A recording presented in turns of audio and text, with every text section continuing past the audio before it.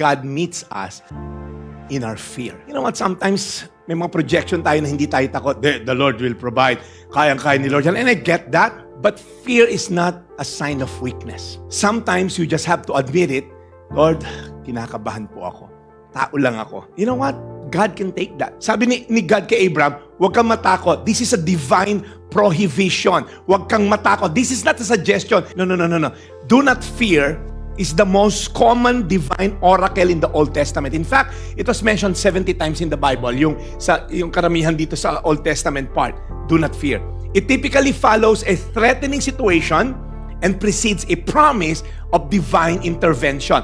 Pag sinabi ni God, do not fear, nakahanda na yung solusyon niya. Whatever kind of fear you're into right now, whatever is threatening your peace, maybe this is a way of God telling you, anak, huwag kang matakot. Nakikita natin yung progression ni Abraham as he goes through this journey of faith. Tumatatag yung pananampalataya niya. Ang problema, madali tayong makalimot of God's faithfulness. Ngayon pa ba tayo matatakot sa provision ni Lord? We've come to this point. Pero nasaan ka na ngayon? Look up here. Madali tayo makalimot kasi. And Abraham, sabi niya, hindi mo ako kayang payamanin because God is my great reward.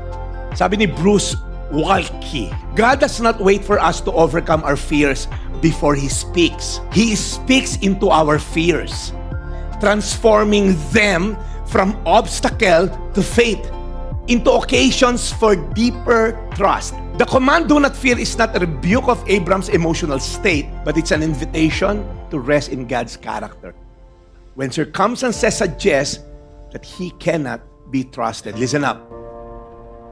It's okay to fear, but don't stay there. So kung ikaw may takot ngayon, okay lang yon. But have a bigger perspective of who God is. He's bigger than our problem. Amen? When we fear, it's an invitation to rest in God's goodness, faithfulness, and character. Lord, hindi ako matatakot pag sinara ko tong negosyo na to. You know why, Lord? Because you've been faithful in the past. You'll be faithful with me again. You'll be faithful in the future. So it's okay to fear, but don't stay there.